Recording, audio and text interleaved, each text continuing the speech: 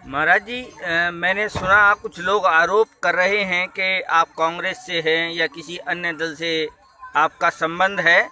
इस विषय को आप कैसे प्रस्तुत करते हैं? ऐसा है कि हम कांग्रेस के हैं कि नहीं हैं, लेकिन जो लोग कह रहे हैं वो ज़रूर किसी न किसी पार्टी के हैं।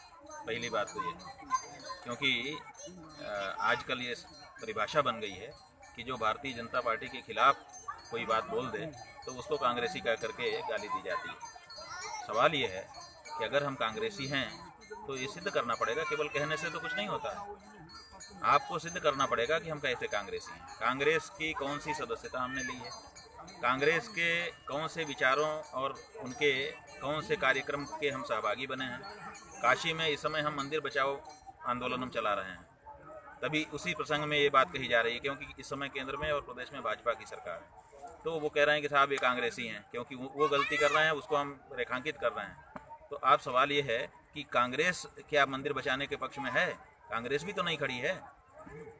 कांग्रेस के लोग अगर मंदिर बचा रहे होते और हम भी वही बात कर रहे होते, तब भी आप एक बार कहते तो चल जाता कि भाई वो भी बचा रहे हैं, आप भी वही बात बोल रहे हैं। लेकिन कांग्रेस भी तो मंदिर बचाने के लिए खड़ी नहीं हुई है, यहाँ उनका कोई कार्यक्रम नहीं चल रहा है। तो ऐसी स्थिति में आप किस आधार पर हमको कांग्रेसी कह रहे हैं? जहाँ तक हमारे कांग्रेस के होने ना होने का सवाल है, तो कांग्रेस, हम लोग तो सन्यासी हैं, किसी पार्टी के हैं नहीं। और जब जो उचित होता है उसको उचित कहते हैं, जो अनुचित होता है अनुचित कहते हैं। जिस समय जिसकी सरकार होती है वही कुछ अगर अनुचित कहती है तो बोलने का अवसर आता है। जब केंद्र में कांग्रेस की सरकार थी, मनमोहन सिंह प्रधानमंत्री थे, उस समय हम लोगों ने देश का सबसे बड़ा गंगा आंदोलन किया। जब प्रदेश में समाजवादी पार्टी की सरकार थी और गणेश जी का बीच सड़क पर रथ रोक करके अपमान किया गया, तब हम लोगों ने उसका विरोध किया।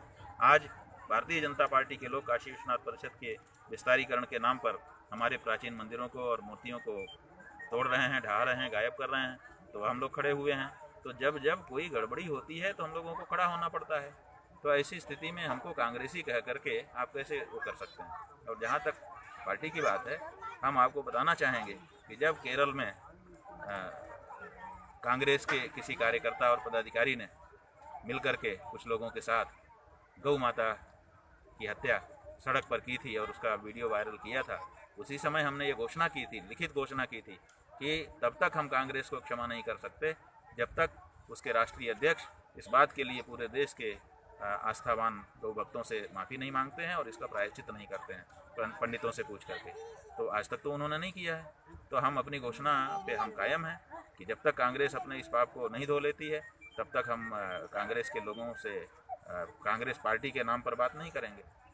अगर कोई कांग्रेसी व्यक्ति के रूप में आता है तो व्यक्ति के रूप में कोई भी आए, किसी भी पार्टी का हो, हम लोग सबसे बात करते हैं। लेकिन कांग्रेस के घोषित रूप से आए तो हम उसको नहीं स्वीकार करते हैं। और ये पार्टी का जो अवधारणा है कि किसी पार्टी में कोई महात्मा होगा, तो महात्माओं को किसी पार्टी में समझना बड़ी भूल है। महात्मा जो है वो घर छोड़ करके आया है, बार छोड़ करके आया है और अपने आराध्य देवता की आराधना के लिए आया है, अपने जीवन की सफलता के लिए, कल्याण के लिए आया है। तो धर्म के मार्ग पर चलने में ही उसका जीवन व्यतीत होता है। धर्म का मार्ग ही उसका प्रथम मार्ग है। उसके लिए जिसको उसको पकड़ना पड़ेगा उसको पकड़ेगा और जिसको छोड़ना पड़ेगा उसको छोड़ेगा, कोई संकोच नहीं करेगा। अगर धर्म के विरुद्ध भारतीय जनता पार्टी कह रही है तो उसको भी बोला जा रहा है, धर्म के विरुद्ध अगर कोई कांग्रेस कोई बात कहेगी तो उसको बोला जाएगा। और इसी तरह से कोई भी दूसरी पार्टी हो या कोई शासक हो या सरकार हो, धर्म के विरुद्ध कार्य करने का आपको अधिकार नहीं है और हमको आवाज़ उठाने का अधिकार है, क्योंकि हम धर्म के लिए ही जीते हैं। धन्यवाद।